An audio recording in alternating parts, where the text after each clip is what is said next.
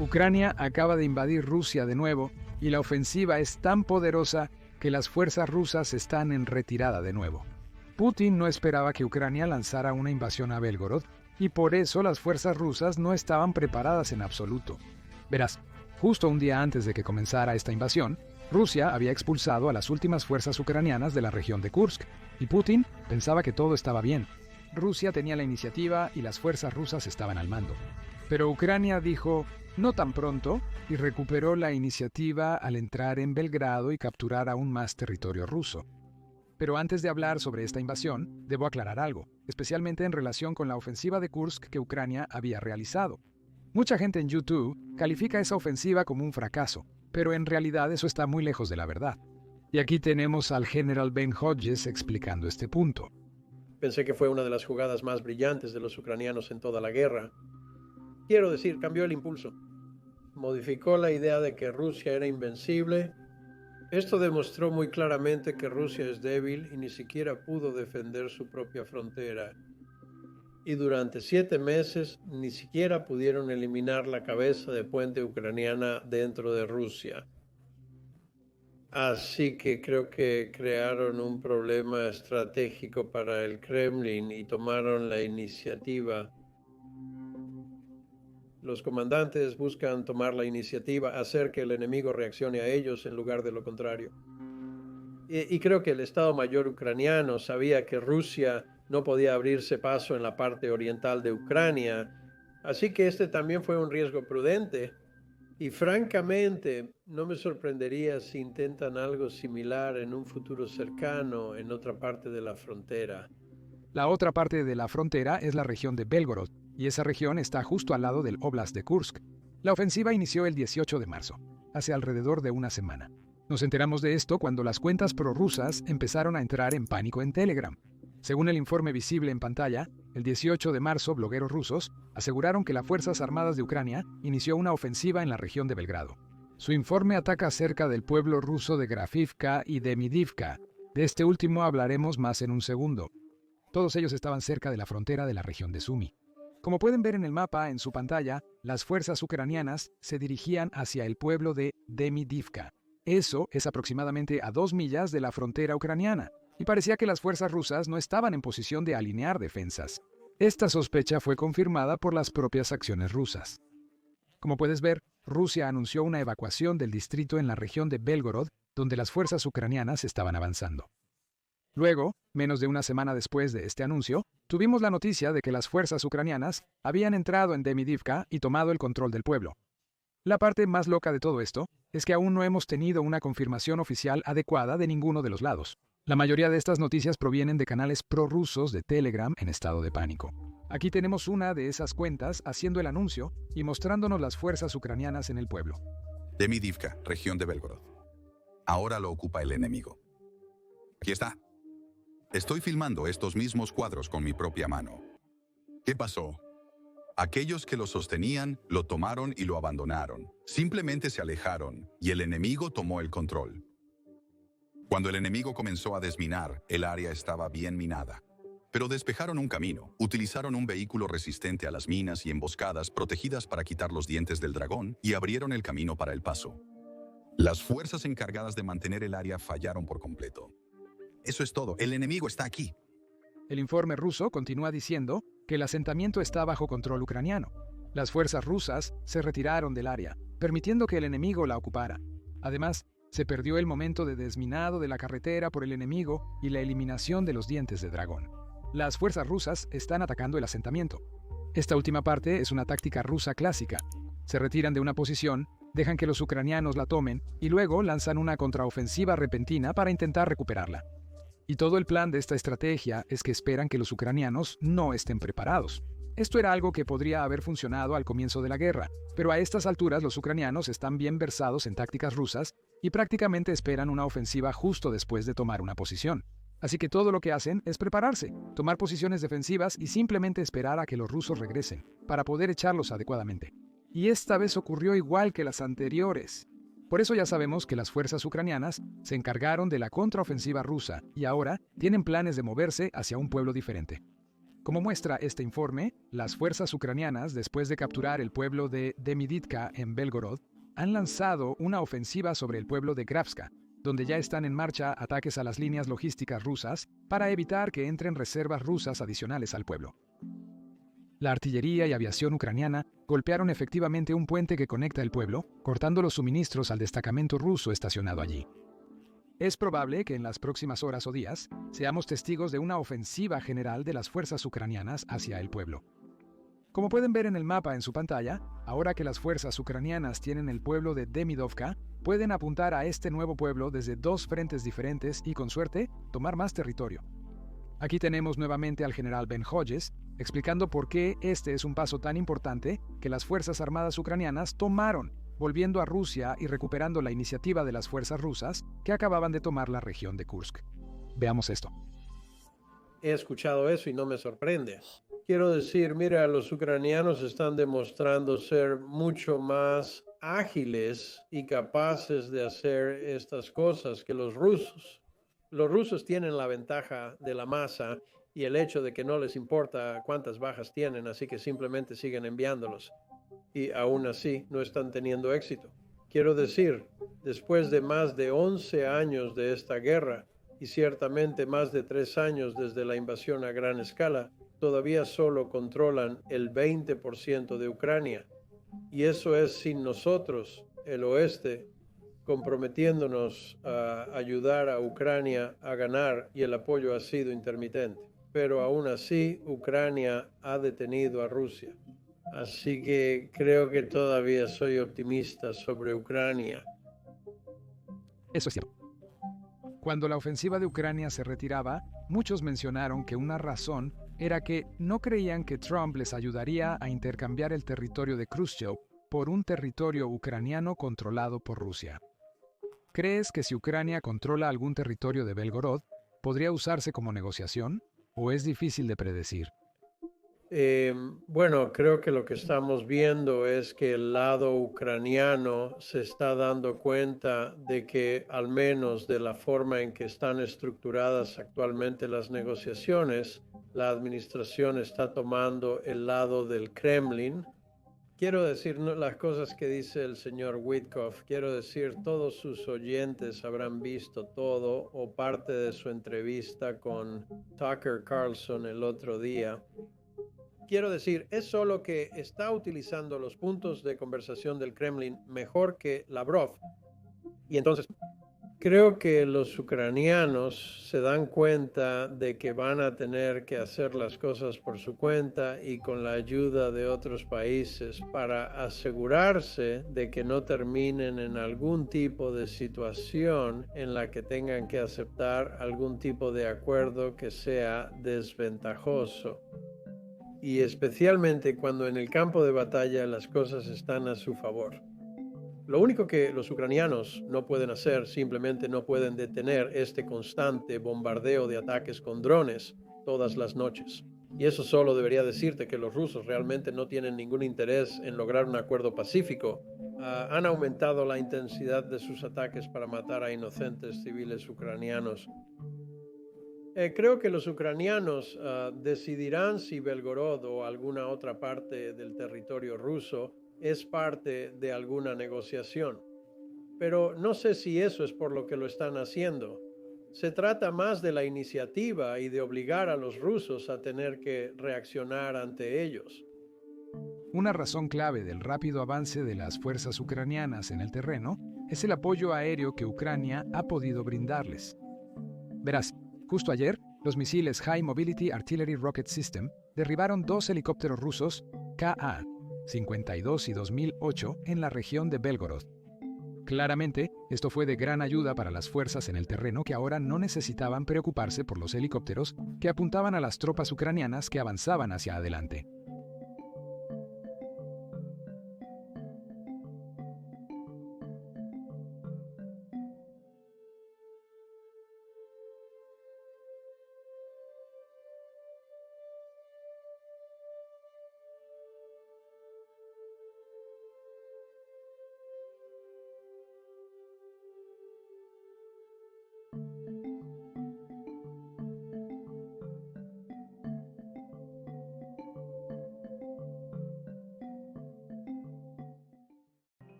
Mencionaste que parece que los rusos no valoran las vidas rusas, especialmente de los soldados, mientras que los ucranianos sí valoran mucho la vida de sus soldados y ciudadanos.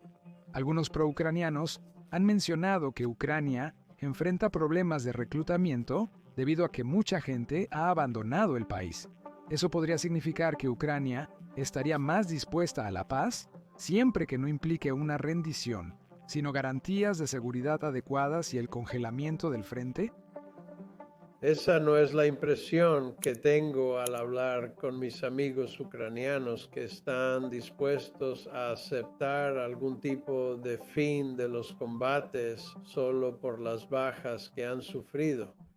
Por supuesto, es miserable para ellos y ver a tantas personas inocentes asesinadas por estos ataques de drones.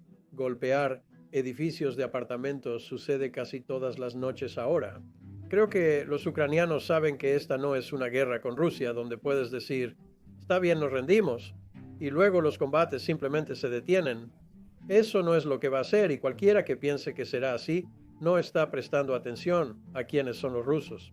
Será Bucha y Mariupol por todas partes. Y por lo tanto, creo que los ucranianos saben que tienen que seguir luchando hasta que tengan algún tipo de garantía, ya sea una fuerza de implementación de alto el fuego, algo que les dé confianza de que Rusia cumplirá con cualquier acuerdo. En este momento, mi sensación es que los ucranianos no tienen ninguna confianza en que Rusia cumpliría con cualquier acuerdo. Y con buena razón no tienen esa confianza. Así que creo que el hecho de que a los rusos, ciertamente al Kremlin, no les importan las bajas. Hay un punto, no sé dónde está ese punto, pero hay un punto en el que tendrán que empezar a preocuparse. Y creo que por eso han evitado la conscripción en Moscú o San Petersburgo, porque no quieren tener todos estos funerales en esas dos grandes ciudades como lo hacen en el resto de Rusia. Así que hay cierta preocupación allí y en algún momento esto comenzará a impactar realmente en la mano de obra para la industria. Así que no sé dónde está ese punto. No es lo mismo que sería en Ucrania o en un país occidental. Y haces un buen punto. El gobierno ucraniano tiene que encontrar una manera de alentar a los ucranianos a regresar a Ucrania para estar dispuestos a servir. Esta es la tarea del gobierno, ganarse la confianza de las familias de que su soldado no sería desplegado antes de que estuviera debidamente entrenado y equipado. En tu opinión, ¿cuál sería un plan de paz realista? Idealmente, la tierra ucraniana volvería a Ucrania, a la frontera de 1991, pero la administración Trump parece ceder en 3 puntos clave. No a la OTAN para Ucrania, postura similar a la de Biden. No a tropas estadounidenses o de la OTAN tras un alto el fuego, y no a fronteras previas a 2014. ¿Qué ves como un plan de paz realista? ¿Y qué opinas de estas concesiones? Bueno, creo que es lamentable que la administración renunciara a esas 3 cosas antes de que incluso comenzaran las negociaciones. Quiero decir, eso es increíble, permíteme decir, es un enfoque muy inusual para las negociaciones cuando Estados Unidos tiene una enorme influencia sobre Rusia. Podríamos hacer cosas que arruinarían la economía de petróleo y gas de Rusia y su capacidad de exportación. Podríamos abrir las compuertas de equipos y municiones y capacidades para Ucrania. Hay tanto que el presidente podría estar haciendo para ayudar a Ucrania a obligar a Rusia a negociar de buena fe. No lo ha hecho. Y solo puedo creer entonces que no le interesa o no le molesta que Rusia no vaya a negociar de buena fe. Y el señor Witkoff repite los puntos de conversación rusos como lo hizo en la televisión el otro día. Entonces, para Ucrania, creo que aquí es donde Europa va a tener que, así como Canadá y por supuesto Reino Unido y otros países, van a tener que darle a Ucrania lo que necesita para seguir luchando, para seguir defendiendo su territorio y su gente, y también la economía de Europa. Es decir, es 8 o 9 veces más grande que la economía rusa. Así que no estoy convencido de que Europa no pueda hacer esto, incluso si los Estados Unidos han dado la espalda a Ucrania o se han puesto del lado de Rusia. Ucrania es un país soberano. Europa se compone de países soberanos y ellos, especialmente porque no son parte de las negociaciones, no están obligados a simplemente tener que aceptar lo que salga de esto. Creo que todavía tiene que pasar mucho aquí en los próximos meses. Este proceso continuará por un tiempo. De hecho, te digo esto, veo todo esto en una especie de 3 fases. Nos encontramos en la primera fase actualmente. Por cierto, esto no es mi creación, sino del presidente Stubb de Finlandia. Lo escuché describir esto durante la conferencia de seguridad de Múnich y fue muy convincente para mí como una forma de pensar sobre lo que está sucediendo. Estamos en la primera fase ahora, que es la fase de preparación. Estas son todas las conversaciones, charlas y negociaciones que están sucediendo en Riad, Jeddah, Kiev, la Casa Blanca, Bruselas, Londres y así sucesivamente. Todo esto se trata de llegar a un alto al fuego, que es la fase 2, un verdadero alto al fuego, no un alto al fuego parcial de 30 días, pero sin bromas, el alto al fuego que los ucranianos deben tener para tener cualquier confianza de que pueden llegar a la fase 3, que son las negociaciones reales sobre el futuro a largo plazo de Ucrania y Rusia, y abarcaría, por supuesto, cosas mucho más allá de solo algún tipo de línea en el suelo en Ucrania. La fase 1 es la que estamos llevando a cabo actualmente. Esto también incluye a las naciones hablando sobre una fuerza de implementación del alto al fuego. ¿Qué debería ser? ¿Cuál sería su misión y reglas de compromiso? ¿Quién proporcionará qué recursos y liderará el proyecto? Todo esto es parte de la fase 1. La fase 2 sería el establecimiento real del alto al fuego, de tal robustez que los ucranianos se sentirían confiados de que Rusia lo respetaría. Y eso significa que la fuerza de implementación del alto al fuego tiene que estar allí. Y esta tiene que ser una fuerza que sea capaz y tenga las reglas de compromiso que le permitan castigar a Rusia cada vez que haya una violación del alto al fuego. De lo contrario, los rusos no tendrán respeto por ello, al igual que no tuvieron respeto por el alto al fuego de Minsk 1 y 2. Y luego la fase 3, como dije, fueron las negociaciones reales para el resultado a largo plazo. Veo que esto seguirá por meses.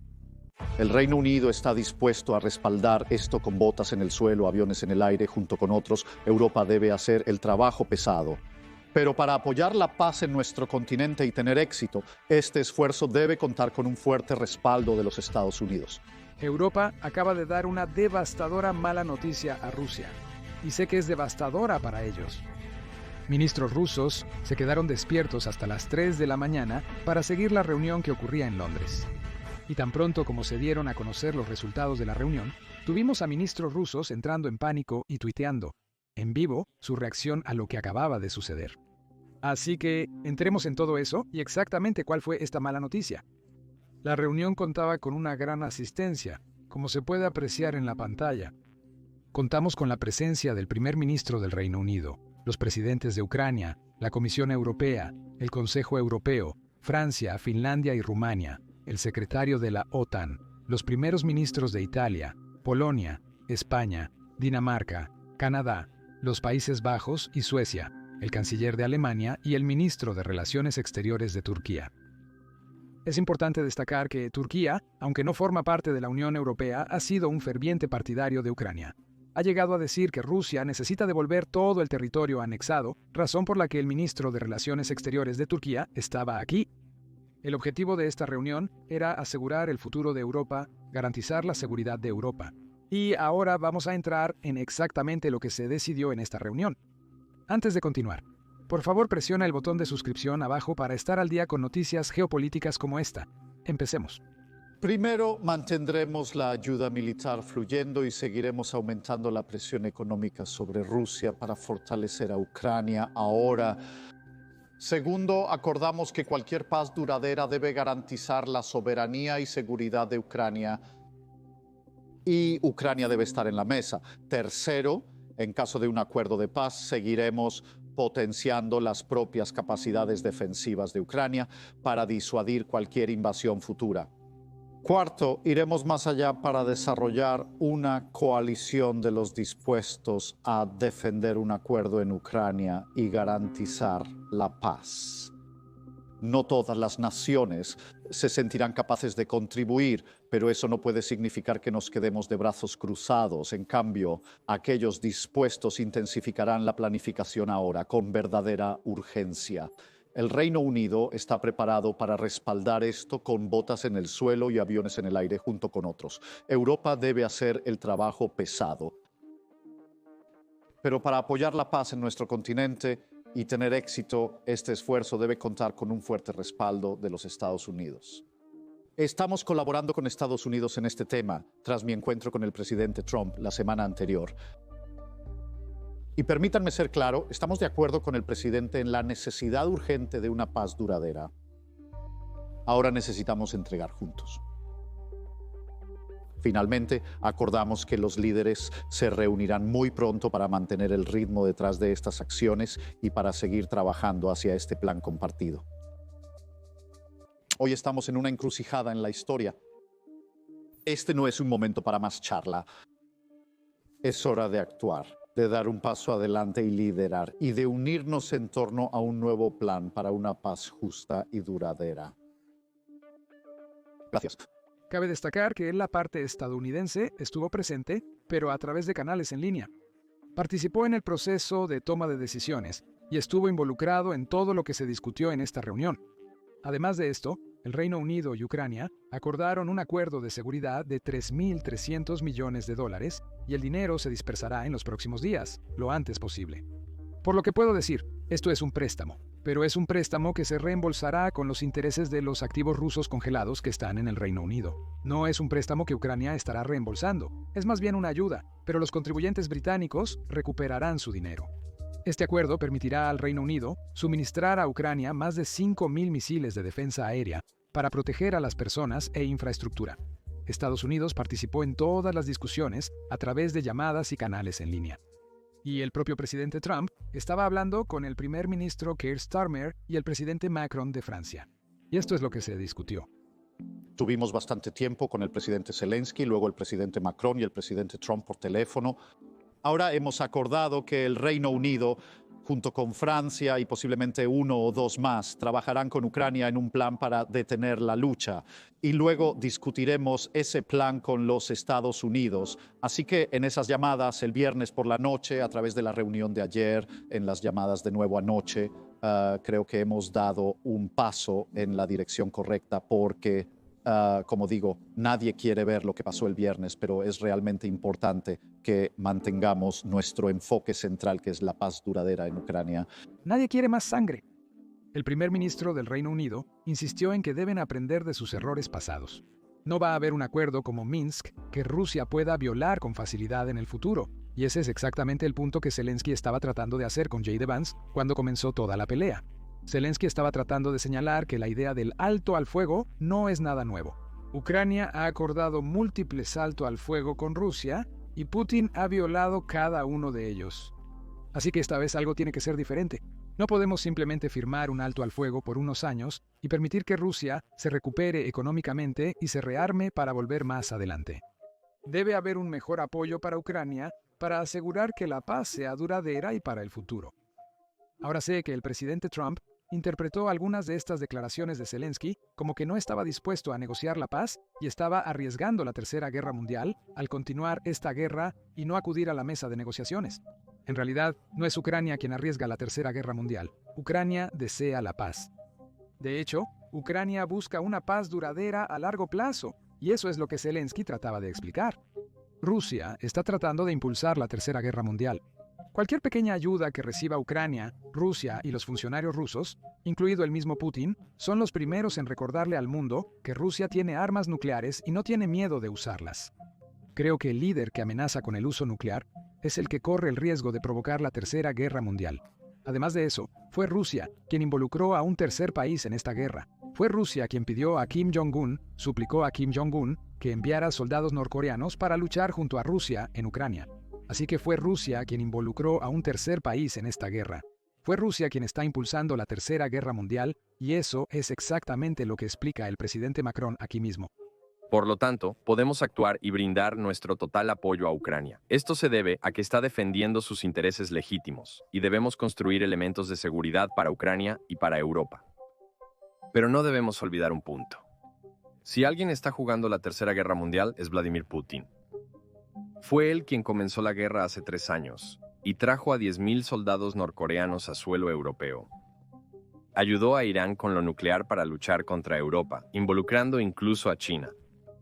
Afortunadamente, parece que esta reunión de emergencia en Europa y cualquier conversación de canal secundario que ocurrió entre los líderes europeos y Trump ayudó. Porque Trump publicó este tuit hoy. Y de nuevo, esto no significa que todo ha vuelto a la normalidad, como era antes de toda la reunión en la Casa Blanca. Pero para mí esto es definitivamente una señal positiva y explicaré en un segundo lo que quiero decir. Pero primero repasemos el tuit. Antes de leer el tuit, quiero aclarar que Trump publicó una captura de pantalla de la declaración de otra persona en alguna otra plataforma. Así que sabrás a qué me refiero una vez que lea el tuit, porque Trump se refiere a sí mismo en tercera persona. Parece, pero en realidad es la captura de pantalla de alguien más. Vamos a la declaración. Ahora, Zelensky no tendrá más opción que retroceder y aceptar los términos de Trump. Pero aquí está la parte genial. Trump realmente protege a Ucrania sin involucrar a Estados Unidos en la guerra. Trump afirma que los estadounidenses participarán en la minería de Ucrania al negociar un acuerdo de minerales. Esto evita que Rusia lance una invasión, porque atacar a Ucrania significaría poner en peligro vidas estadounidenses, algo que obligaría a los Estados Unidos a responder. Trump manipuló ambos bandos como un experto ajedrecista.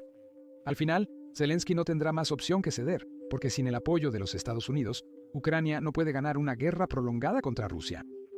Y una vez que las empresas estadounidenses tengan operaciones mineras en Ucrania, Putin no podrá atacar sin desencadenar enormes consecuencias internacionales. No subestimes a Donald Trump. En este juego de ajedrez, él va 10 movimientos por delante. Michael McCune. Ahora, lo que quise decir con que esto es definitivamente una señal positiva es que este tuit muestra que Trump aún está dispuesto a firmar el acuerdo de minerales, lo cual es una gran noticia. El punto del tuit es un argumento que hemos estado haciendo todo este tiempo. Y ese es el hecho de que, si Estados Unidos está involucrado en un acuerdo de minerales en cualquier tipo de interés comercial, eso significa que si Rusia quiere continuar esta guerra, no solo está atacando a Ucrania, está atacando a los estadounidenses que están en Ucrania haciendo el trabajo. Y además de eso, está atacando los intereses comerciales estadounidenses, y si la historia es alguna prueba, es que estamos dispuestos a tomar medidas drásticas para proteger nuestros intereses comerciales. Así que definitivamente eso es algo con lo que Putin no quiere meterse. Afortunadamente también tenemos confirmación del propio Zelensky, de que está dispuesto a firmar el acuerdo de minerales. Eso es algo de lo que nunca se retiró, o eso es algo que nunca negó. Todo lo que intentaba hacer en la Casa Blanca es explicar su situación, su punto de vista al vicepresidente Juris Dr. Vance y al presidente Trump. Para discutir la cesión de territorio, expresar arrepentimientos del presidente Trump o firmar el acuerdo de minerales. El acuerdo sobre los minerales. El trato está listo. No estaba listo, había muchas variantes, pero aquí está la última. Está preparado para la firma de los ministros. Como presidente, he dicho en todas partes que podemos lograrlo. No nos retiramos. En la entrevista, también se le preguntó a Zelensky si había tenido comunicación con la administración de Estados Unidos. Además, ¿qué opina sobre la petición de algunos senadores estadounidenses de que renuncie? Esta fue su respuesta. Escuchemos eso.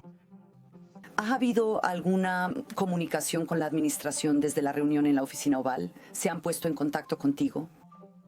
Y por separado, hablaste sobre la renuncia hace unos días. ¿Cómo estás pensando en las elecciones?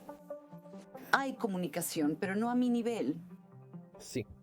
Respecto a mi renuncia, si voy a ser reemplazado, ¿cómo puedo decirlo? Con los eventos actuales, si hay apoyo para removerme, no será sencillo porque simplemente celebrar elecciones no basta. Necesitarían impedirme participar en la elección.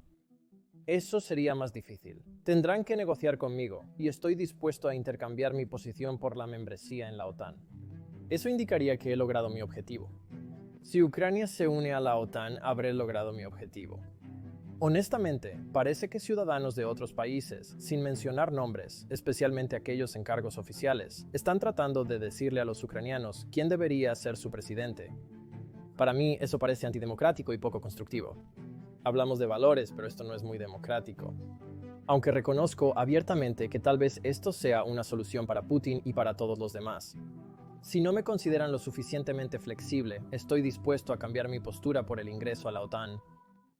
¿Puedo preguntar, aludiste a los ciudadanos de otras naciones? Quiero decir, desde el incidente, el senador Lindsey Graham dijo que quizás deberías considerar renunciar. El orador Mike Johnson sugirió hoy que consideraras renunciar. Tu actitud es asunto tuyo, no de ellos.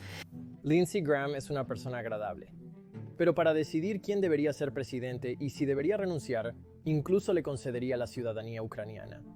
Como ciudadano ucraniano, su voz tendría más peso y sería escuchado como un compatriota. Pero cuando se trata de elegir presidente, Lindsey Graham representa a un partido que defiende los valores democráticos. Por último, el presidente de Ucrania será elegido en Ucrania, no en casa de Lindsey Graham.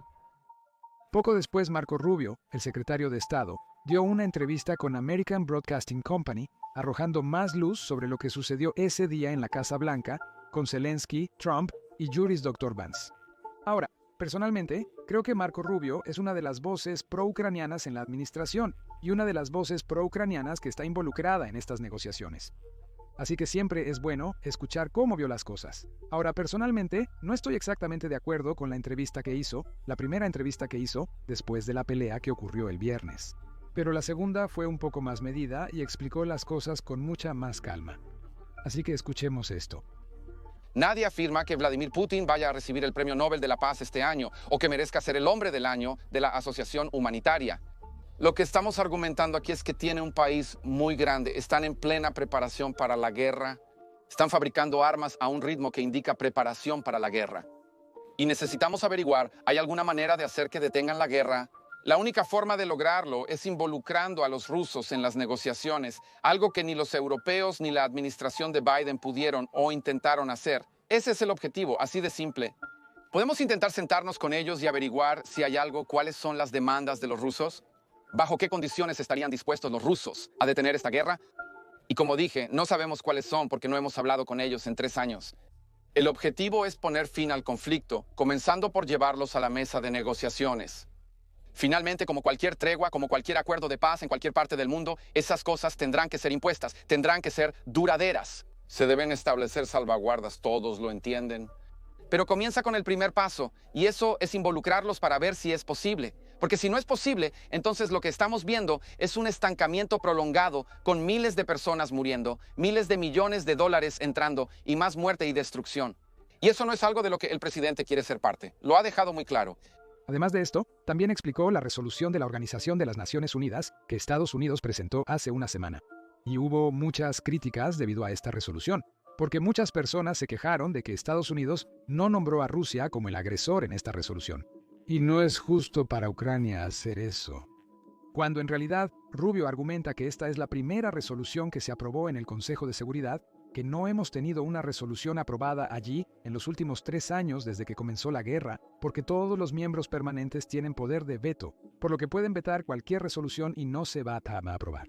Pero esto fue acordado por cada uno de ellos, y la redacción de la resolución no fue tan mala como los medios la hicieron parecer. Así que escuchemos su explicación. La guerra ha sido terrible y debe terminar. La misión de la Organización de las Naciones Unidas es lograr la paz mundial. Creí que para eso se creó la Organización de las Naciones Unidas, para detener y prevenir guerras. ¿Eso hizo la resolución? ¿Fue antagonista hacia los rusos? No. De vuelta al punto. Pero tampoco elogió a los rusos. Todo lo que dijo es, esta es una mala guerra, necesita terminar. Y por cierto, en el Consejo de Seguridad, lo cual no ha sido ampliamente reportado, la primera resolución sobre Ucrania que ha pasado el Consejo de Seguridad en 3 años pasó esta semana debido al liderazgo del presidente Trump. Y es una resolución que dice, mala guerra necesita terminar. Vamos a unir a los 2 lados. Eso es lo que dice la resolución. ¿Cuál es el propósito de las Naciones Unidas? ¿No es un foro para fomentar la paz mundial? Ahora, claramente Rusia no estaba contenta con todo lo que sucedió ayer, especialmente la reunión en Londres, la reunión de emergencia y todo lo que se anunció como resultado de esa reunión. Aquí tenemos al expresidente ruso y títere favorito de Putin, Dmitry Medvedev, explicando por qué está tan enfadado con la reunión en Londres. El aquelarre rusofóbico anti-Trump se reunió en Londres para jurar lealtad a los insignificantes nazis en Kiev. Es una vista vergonzosa, peor que la diarrea verbal de un payaso en la oficina oval. Quieren continuar la guerra hasta el último ucraniano. No sé si esto es anti-Trump cuando el mismo Trump llamó y estuvo involucrado en las negociaciones. Esta es básicamente la estrategia del Komitet Gosudarstvennoy Bezopasnosti ruso, de intentar encontrar cualquier fisura entre la relación entre Estados Unidos y Europa e intentar ampliar esa fisura. Así pueden alejar más a Europa y a los Estados Unidos. Piensan que tienen una mejor oportunidad de ganar esta guerra y de tomar el control de Ucrania, y simplemente tienen una mejor oportunidad de aumentar su influencia en todo el mundo si pueden alejar a los aliados que están preocupados por las acciones rusas. Y eso es exactamente lo que está haciendo aquí, anti-Trump, cuando en realidad Estados Unidos estuvo involucrado en estas discusiones. Y como el primer ministro Keir Starmer se dijo a sí mismo, llamó al presidente Trump y discutió los próximos pasos. Ahora, no solo son los funcionarios rusos como Dmitry Medvedev los que están al borde del pánico, también lo está la televisión del Kremlin. Tenemos a propagandistas rusos en la televisión del Kremlin preocupados hasta el infierno por una posible alianza militar europea. Escuchemos esto porque es muy satisfactorio. No desestimes las declaraciones de Meretz y Hollande como poco serias, como muchos lo hacen aquí. Esto es muy serio. Comprendo que la Unión Europea podría repetir un escenario similar al pacto de 1933 entre Gran Bretaña, Italia, Francia y Alemania en Paneuropa, permitiendo a Alemania rearmar y formar un gran ejército europeo. Esto es lo que la Alianza de Cuatro podría lograr. Repite esa experiencia. Es cierto, no tuvo éxito en los años 30, pero la idea podría revivirse muy bien dentro del marco de la Unión Europea. Por ende, no subestimaría a estos países como muchos lo hacen. Estas naciones tienen una poderosa historia militar y fuertes tradiciones. Hasta hace poco estaban entre los ejércitos más poderosos del mundo, por lo que no debemos menospreciarlos ni subestimar la amenaza que suponen. El siguiente clip es de Sergei Lavrov, ministro de Relaciones Exteriores ruso, y resulta verdaderamente irónico. Es un ejemplo perfecto de disonancia cognitiva, donde alguien dice una cosa pero sus acciones son completamente diferentes. Aquí Lavrov está diciendo que Europa es el peor lugar del mundo. Todos los problemas de los últimos 500 años se originan en Europa. Todos los problemas humanos. Pero luego tenemos a Lavrov enviando a sus propios hijos a las universidades europeas para vacaciones y estudios. Y además de eso, el propio Lavrov compró varias propiedades multimillonarias en toda Europa antes de que Rusia fuera sancionada y expulsada de Europa. Todos los oligarcas rusos. Entonces, ¿qué es Europa el peor lugar del mundo? ¿O es un lugar donde envías a tus hijos para asegurarte de que tus hijos rusos no reciban la educación rusa? Van a Europa, se educan allí y ocultan sus ganancias ilícitas en un escondite europeo. Ocultas tus cientos de millones de dólares en yates y barcos en Europa. Pero luego también dices públicamente que es el peor lugar del mundo. Escuchemos este clip. Durante los últimos 500 años, cuando Occidente tomó más o menos la forma en la que ha llegado a nuestros días, naturalmente con algunos cambios, todas las tragedias del mundo se originaron en Europa o fueron resultado de la política europea. Colonización, guerras, las cruzadas, la guerra de Crimea, Napoleón, la Primera Guerra Mundial, Hitler. Si miramos retrospectivamente la historia, los estadounidenses no jugaron ningún papel instigador y mucho menos incendiario. Europa era un lugar tan horrible que la Unión Soviética tuvo que construir un muro para mantener a la gente dentro. Solo recuerda eso. Por último, como ustedes saben, durante las últimas 2 semanas, YouTube ha desmonetizado algunos de nuestros videos por hablar de temas sensibles y cubrir eventos violentos. Por eso recientemente abrimos membresías en el canal. De esta manera, ustedes pueden apoyar directamente nuestro contenido. De nuevo, no tienen que hacerlo, continuaremos haciendo los videos, pero si disfrutan del contenido y pueden apoyarnos, pueden hacerlo inscribiéndose en nuestra membresía. Cuesta menos que una taza de café en Starbucks y se aprecia enormemente.